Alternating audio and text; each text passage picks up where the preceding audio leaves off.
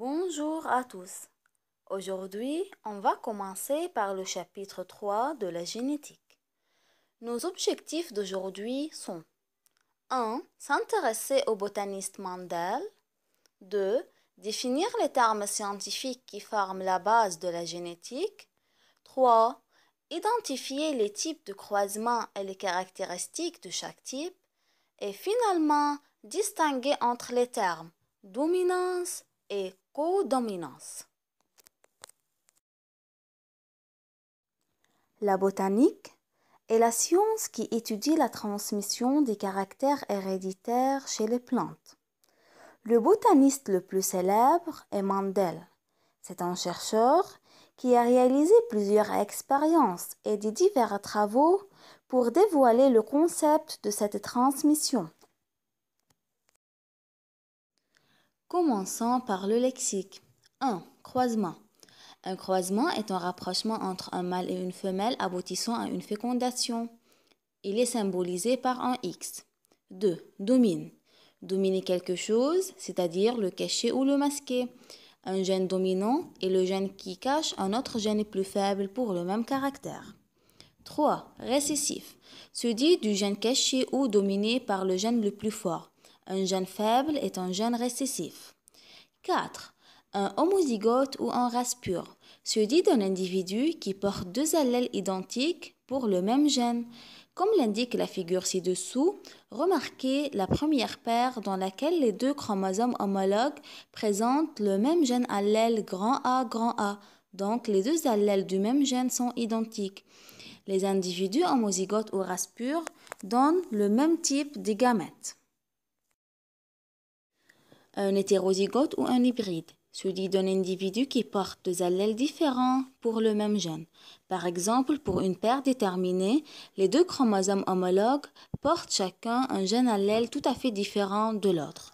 Et comme indique la figure ci-contre, les deux parents, soit le père et soit la mère, sont des individus hétérozygotes, car le père a un grand A et un petit a sur la même paire, et même chose pour la mère. Génération se dit des individus ayant à peu près le même âge et datant d'une même époque. Les types des croisements. Il y a trois types de croisements: monohybridisme, dihybridisme et trihybridisme.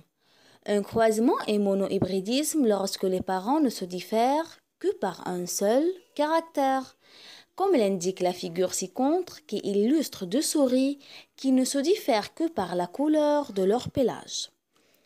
Un croisement est dihybridisme lorsque les parents ne se diffèrent que par deux caractères, comme l'indique la figure ci-contre qui illustre deux mouches qui ne se diffèrent que par deux caractères, la taille des ailes et la couleur de leur cuticule. Un croisement est trihybridisme lorsque les parents ne se diffèrent que par trois caractères. Cette année, on va s'intéresser au croisement monohybridisme. Dans ce type de croisement, on a deux cas: cas de dominance et cas de non-dominance. Dans le cas de dominance, pour un même caractère, un gène présente plusieurs allèles dont certains sont dominants et les autres sont récessifs. Alors que, dans le cas de non-dominance, pour un même caractère, un gène présente plusieurs allèles qui sont dominants entre eux, c'est-à-dire qu'il n'existe pas un allèle récessif pour ce caractère. Observez maintenant la figure présentée devant vous. Cette figure illustre un croisement entre deux souris qui ne se diffèrent que par un seul caractère. C'est la couleur de pelage. La première souris est grise alors que la deuxième est blanche.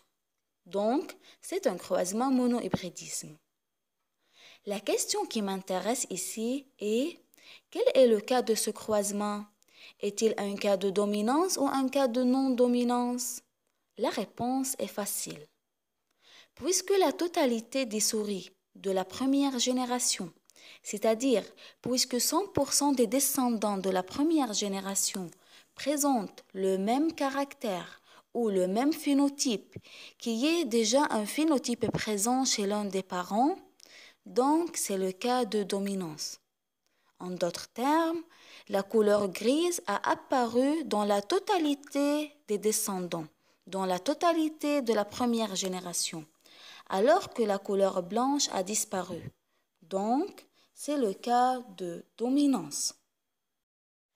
Par contre, ici, le croisement entre ces deux fleurs, une blanche et une autre rouge, aboutit à la formation d'un nouveau caractère, de nouveaux phénotypes qui n'existaient pas chez les parents.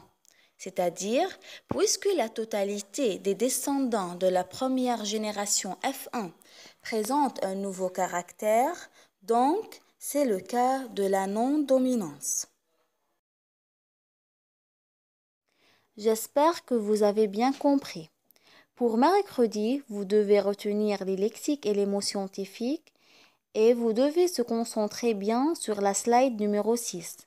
Puis, vous avez comme devoir application 1 et application 2. On les corrigera mercredi. À bientôt. Merci pour votre attention.